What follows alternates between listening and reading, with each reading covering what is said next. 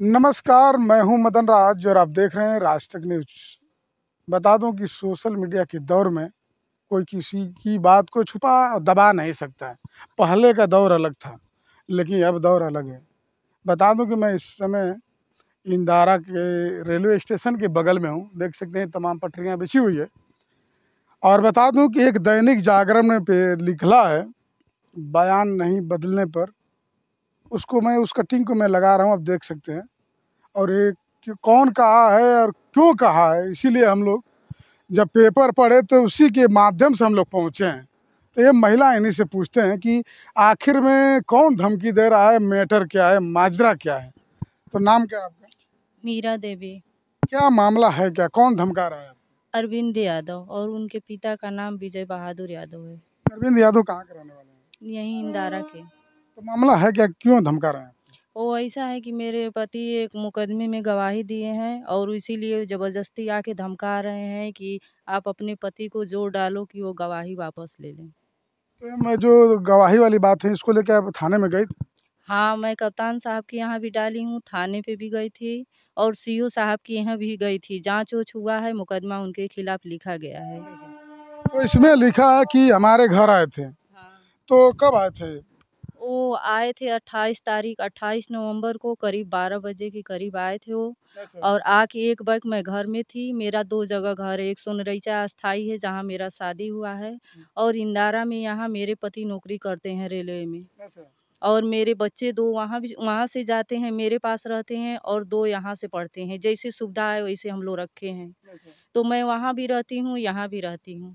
तो उस समय मैं आई थी और उसको पता नहीं कैसे पता चल गया कि मैं यहाँ पे आई हूँ और वो जबरियन एक आदमी के साथ आया और घर में घुस गया और मेरी सास, मैं और मेरी बेटी 3 ही लोग थे उस समय। अब हड़बड़ाहट में हम लोग कुछ कर नहीं पाए और वो एक तरफ बोलने लगा कि तुम्हारे अपने पति को बोल दो कि गवाही वापस ले ले, नहीं तो मैं तुम्हारे पति को अनगिनत मुकदमे लदवाऊंगा। मेरा क्या है, मैं तो विधायक का नाती लगता हूँ और मेरे पास अनगिनत मुकदमे हैं, आज तो कोई कुछ नहीं कर पाया और इतना मेरा पैसा है कि जो कुछ मैं चाहूँ कर लूँगा। तुम अपने पति को कह दो कि वो गवाही वापस ले ले। और उसी पे मैं भड़क गई और कही कि मेरे पति अब गवाही दे दिए हैं तो वापस नहीं लेंगे।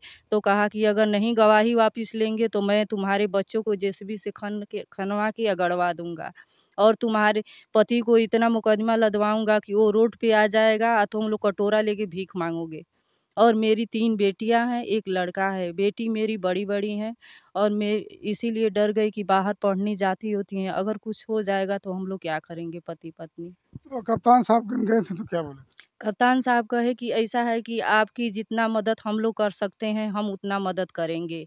और वहाँ से मतलब घोषी भेजे तो घोषी जाँच हुआ तो वहाँ 35,000 रुपए दे दिया था, उसको दबवाने के लिए। और वहाँ लोग बोले कि कोई बयान नहीं हुआ है, कुछ नहीं हुआ है। लेकिन वही जाँच मैं आयोग में डाली थी, मुख्यमंत्री मतलब हर एक जगह डाली थी। तो वही जाँच आ गया यहाँ घोषी थाने पे, वहाँ पे। तो वहाँ जाँच हुआ तो वो सीओ साहब कहे कि नहीं, इस महिला को न्याय मिलना चाहिए। उन्हीं के दबाव से यहाँ मुकदमा अब कोपागंज में लिखा गया है। मुकदमा कब का दर्ज है? 16/2025 का है। हाँ, 16/2025 का मुकदमा दर्ज है। तो क्या अब संतुष्ट हैं कि प्रशासन न्याय दिलाएगा आपको? हाँ, सब प्रशासन तो हमारे तरफ से है, लेकिन वो अपने पैसे के बल पे और अपने पावर के बल पे वो पूरा कोशिश कर रहा है कि इसमें हमारा कुछ ना हो पाए। हमारे आदमी को आए दिन धमकियाँ देता रहता है और फँसाने की कोशिश कर रहा है। अब भी आए दिन हम लोग को मुसीबत झेलना पड़ रहा है। अच्छा, तो धमकी जो बोल रहे हैं, मुकदमा दर्ज हो गया है, गवाही दिए हैं, वापस कर रहे हैं, तो मामला क्या था कि वो गवाही दिए? वो मामला, अब उस मामले में तो मैं नहीं जानती, लेकिन वो आके इतना ही हमको धमकी दिया कि कह दिया कि तू आप पति को अपने कहो कि वो मुकदमा वापस ले लें। अब आदमी लोग हर बात तो औरत को बताते नहीं हैं। अब वो किस मुकदमा में क्या किए हैं, क्या नहीं किए हैं, इसके बारे में हमको कुछ पता नहीं तो है। जो धमासन से क्या उम्मीद है आपको?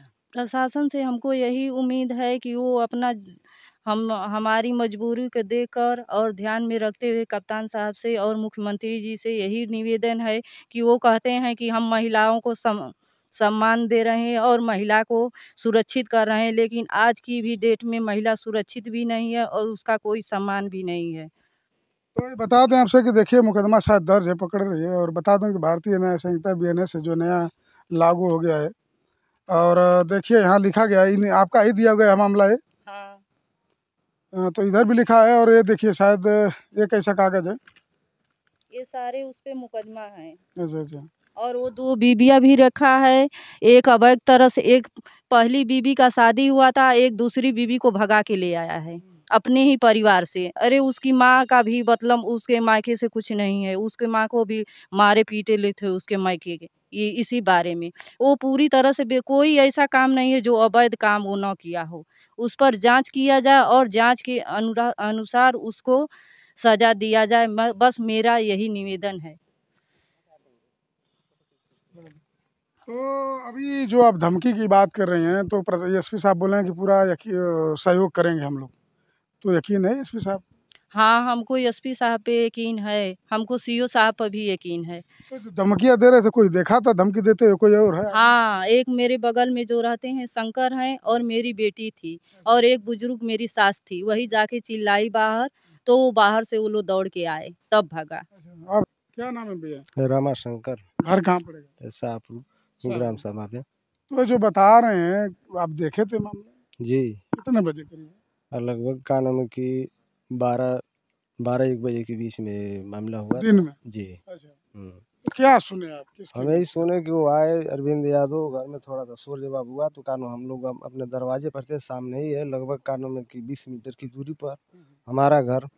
तो आवाज़ को सुन करके आए तो देखे तो अरविंद यादव कानून में कि अपना धमकी दे रहे हैं, बोल रहे हैं कि कानून अपने पति से कानून बोल दूँ कि कानून मान जाए, अब मुकदमे को और बयान को कानून अपना वापस कर लेना, तो मैं उसको जिंदा, तो उसको और उसके बच्चे को जिंदा जेसीबी से खनवा करके गड़वा दूंगा। जी। अच्छा, अरविंद यादव को पहचानते हैं? जी। कब से जानते हैं उनको? अरे हम तो कानून बहुत समय, माने हम लोग का वो अंजोलिए है, बगलिए में का है, यहाँ से कानून के लगभग आधे किलोमीटर की दूरी पर उनका घर है, बाजार के पास में। जो है कि उनके पिताजी का नाम विजय बहादुर यादव है। अरविंद यादव हमेशा कानून में हम लोग देखते हैं कि चट्टी चौराहे पर बैठ के अपना भंगई दबंगई करते रहते हैं। तो आप प्रशासन से आप मिले कि ऐसा ऐसा मामला ये लोग बुलाए थे?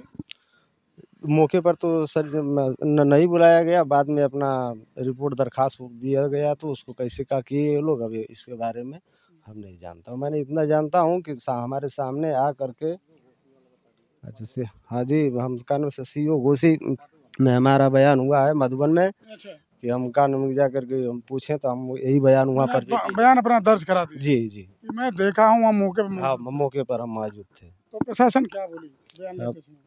प्रशासन में कुछ बोली तो नहीं, हम उस लोग को कानून फिर वापस कर दिए, कानून में कि हम लोग चले आए, और फिर उसमें क्या हो रहा है उसको हम लोग 576, 21 है कोपागंज, तमाम धाराएं लगेगी है। 203 है कोपागंज में, ये 96, 22 है, 453 है, यानी तमाम धाराएं देख सकते हैं। बता दूं आपसे कि 323, 494 और 376, 504, 506, यानी तमाम जो ली हैं। और देखिए लिखा गया नीचे मीरा यादव पत्नी अशोक यादव सनराइज ग्राम सभा के रहने वाले हैं।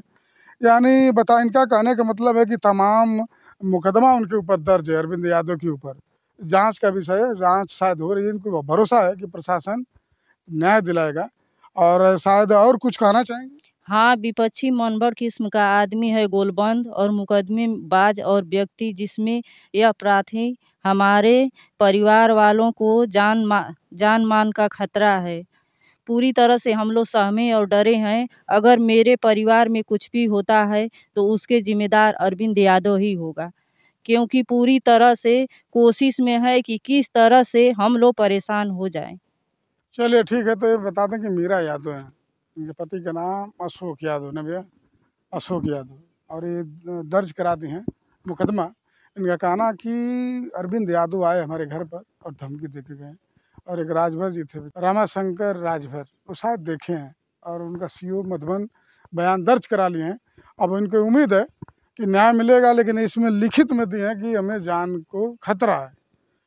तो जांच होनी चाहिए, और उत्तर प्रदेश प्रशासन को तथ्यों को जांच कर, और उम्मीद है कर रही है कि प्रशासन न्याय दिलाएगा। बता दूं कि दैनिक जागरण में निकला है पेपर में, उसी के माध्यम से हम लोग पहुँचे हैं। बाकी आपकी क्या राय है कमेंट बॉक्स में ज़रूर लिखिए। अन्य खबरों के लिए राज तक न्यूज़ चैनल देखते रहिए।